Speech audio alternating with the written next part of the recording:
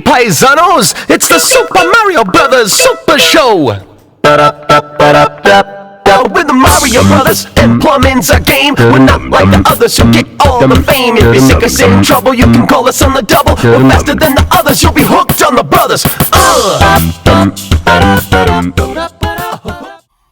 Hello and welcome to a special bonus episode of Disney Movie Investigation. For those of you that are watching for the first time, this is an ongoing series as we take a look at the shows that we remember growing up.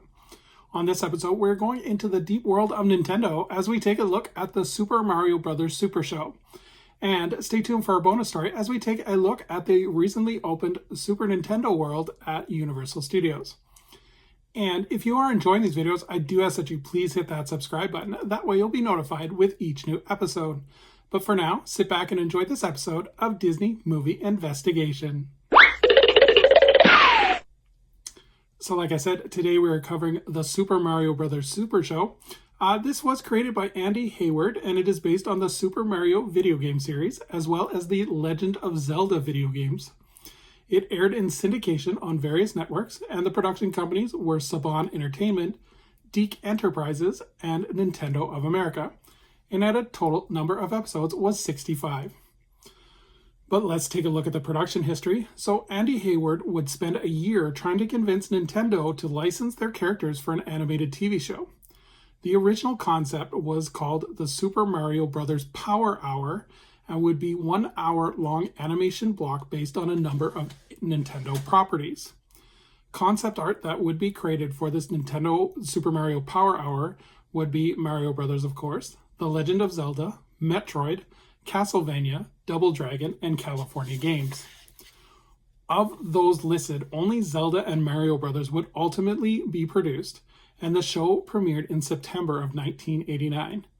Captain Lou Albano would appear on Live with Regis and Kelly Lee with his legendary beard being shaved off in a way to promote the show.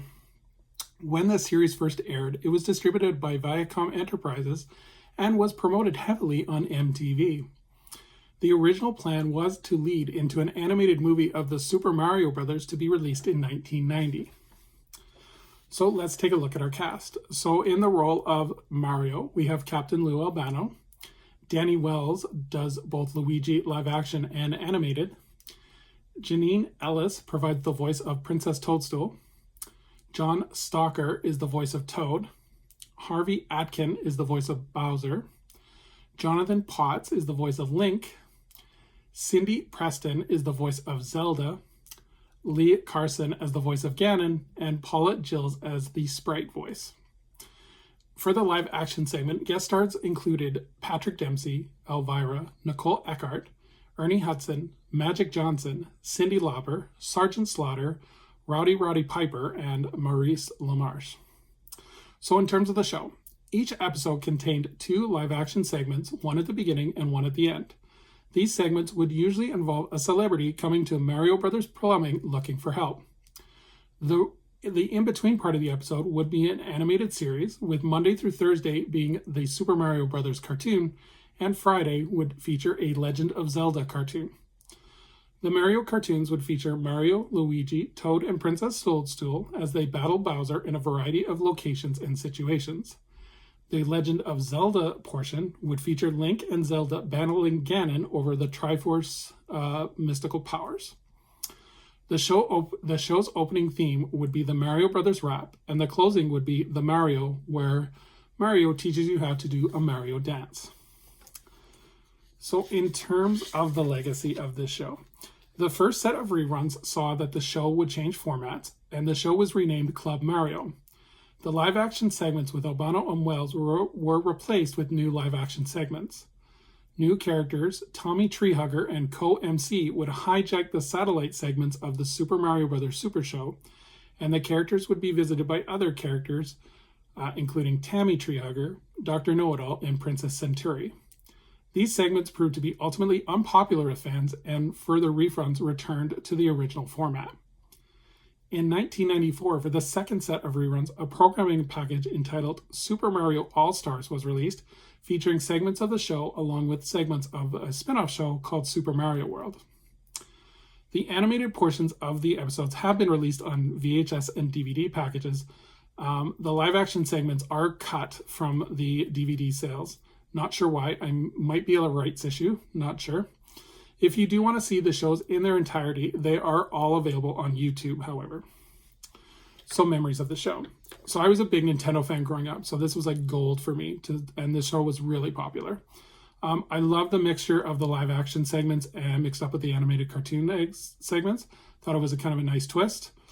I thought the stories were super simple and a great way to introduce the characters to a general audience. So you didn't really need to know a lot about the Nintendo games in order to get the concept and be entertained by the show. The only complaint that I would have is Mario would often say at the beginning of each of the animated segments that they were looking for a way to return back to Brooklyn. This was often dropped or never followed up upon, and each of the episodes kind of be self-contained, so you never saw any really progression of this goal. If there were more episodes, I wonder if this was going to be the plan, was to ultimately show Mario and Luigi returning to Brooklyn. Not sure, but I would have loved to see this being followed up upon. Definitely recommend, if you get a chance to go to YouTube, or if you so desire, purchase them on DVD. I love rewatching these, and I think they're classic cartoons. So as we move into modern times, let's take a look at Super Nintendo World. Super Nintendo World is a themed area in both Universal Studios Japan and Universal Studios Hollywood. And I believe it's going to be added as well to the upcoming Epic Universe section in Universal Studios Florida as well. But that is not built as of this time. The area is basically mostly on Nintendo franchises, but mostly it is Mario. So following years of declining revenues and console market share, Nintendo was looking for a way for areas to leverage and develop its intellectual properties. Announced in May of 2015, Nintendo entered into a partnership with Universal Parks and Resorts to bring Mario and other Nintendo franchises to their theme parks. Constructions began in Universal Studios Japan in June of 2017, and finally on June 13th of 2020, Universal Studios unveiled the interactive power bands along with a music video released on YouTube to help educate people on how to use these interactive features as part of the land. The land was scheduled to be open in time for the 2020 Tokyo Summer Olympics, but they were delayed because of the COVID-19 pandemic. On December 26, 2020, the land would be open for soft previews and opening to the public on March 18th of 2021. On March 10th, 2022, the Universal Studios announced that Super Nintendo Land would be open in 2023. The Hollywood version would ultimately open on February 17th, 2023. So in terms of the attractions, we have the One Up Factory, which is a merchandise store selling Mario merchandise. We have Kinopio, which is in Japan, and in the US it's called Toad's Cafe. And this is a quick service restaurant serving Mario-inspired food and drinks. Mario's Motors, which is a Mario Kart themed store. The main attraction is the Mario Kart Koopas Challenge, and this is an interactive dark ride featuring augmented reality. So what you do is you put the VR goggles on and you're going through like a Mario Kart attraction. So you have Pit Stop Popcorn, which is Mario themed popcorn. The Power Up Band Challenges, and this is an assortment of mini challenges that are throughout the land and featuring Koopa Troopa, Thomp, Piranha Plant, and other Mario themed villains. And you have to kind of do these little quests in order to gain more points. Japan has 2 more attractions. Unfortunately, they have yet to come to the US. But the Japan has Yoshi's Adventure, which is an interactive dark ride featuring Yoshi's and his friends, as well as they have Yoshi's Snack Island, which is a stand featuring food and drinks inspired by Yoshi's. So I've never been to the attraction yet, hopefully getting to it next year, but I heard nothing but great things. It's super fun, super colorful, definitely looking forward to it. I heard there's going to be an expansion as well in the Florida version, that they're also going to include areas themed to Donkey Kong as well. So kind of look forward to this. And with the recent success of the Super Mario Brothers movie of this year, I'm sure the possibilities are endless of incorporating other themed Nintendo attractions to this land. So definitely looking forward to see what the future holds. So thank you so much for joining us here on Disney Movie Investigation. I would love anyone to please leave a comment below on what they think of the Super Mario Brothers Super Show, if they have a favorite memory, as well as if you've been to Super Nintendo World. I would love to hear your kind of like mini review of what you think about it. So as we look forward to next month for our next bonus episode, we're going to take a look at a cult favorite as we take a look at Jim Henson's Fraggle Rock. So until next time, I hope you have a magical day, and we will see you real soon.